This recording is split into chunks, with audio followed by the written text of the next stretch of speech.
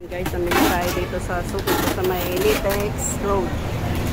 Namili tayo ng mga school supplies dahil pasukan na, nagdadagdag tayo. Kasi next week pa ako mag-Divisoria. Marami pa naman tayong stock. Yung mga wala lang sa tindahan namin ang pinili ko ito. Sabi ka na. Naabot siya ng 5,250. Napasok mo sa box. Yes. Laman. Tignan nyo na lang. Hindi na ako mag-unboxing. Ay! May mga bumbilya, yellow pad, pang shine ng sapato. 4,670. Marami silang paninda rito. Halos every day nagpapautos ako dito, lalo na kapag nakukulangan tayo. Kaya ang maganda dito at wholesaler din naman sila. Mura din. Konti lang ang diferensya. Minsan meron silang mas mataas ng konti. Sa suki ko sa Divisoria, meron namang mas mura pa sila.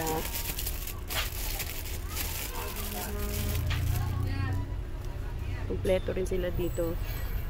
Meron din sila mga hardware supply, electrical supplies.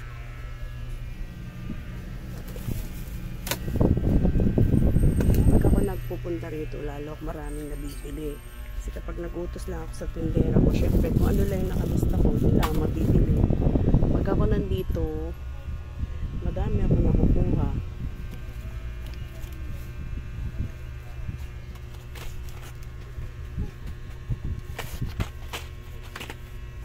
Tulad niyan, hindi tayo ng ganito. Kailangan ko to eh. Wala akong mga sabitan.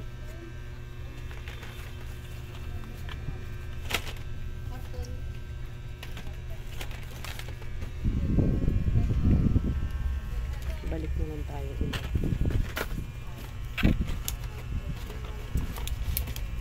Panggamit ko lang itong bibili ko. Kadena.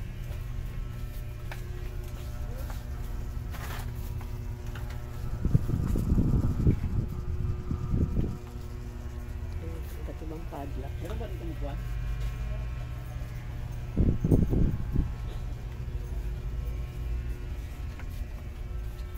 Nakakain kayo ng mga plato? Wala?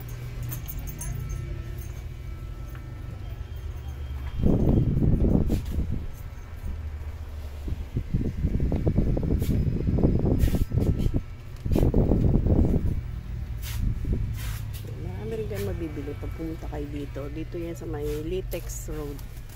Tapat lang ng Commonwealth Elementary School.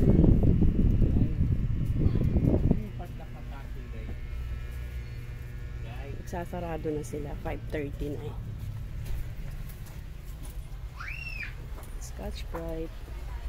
Sa taas nito mga medyas. Umakyat na ako dun. Bumili tayo medyas. Ayan, yung may hagdan na yan. Puro medyas tsaka ano dyan. Mga panyo. Maraming klase.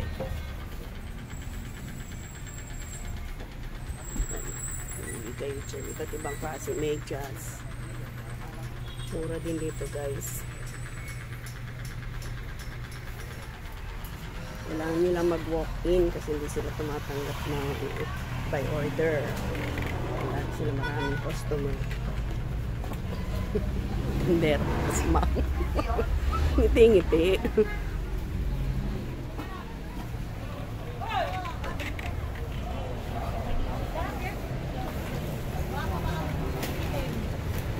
Dagdag ko lang ito ha. Mamaya pagtapos. Panasama ko.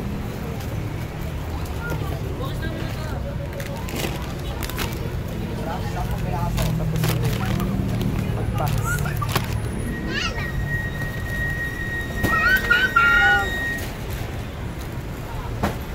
Ayan guys. So, lapit sa overpass ng Commonwealth. Overpass.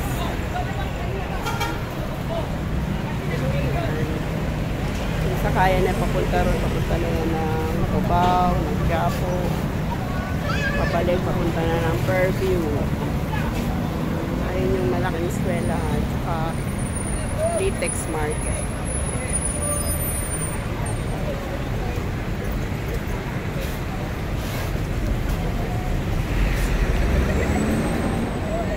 Sa labas nila yung mga nagtitinda ng mga cellphone, bagsak presyo mga cellphone.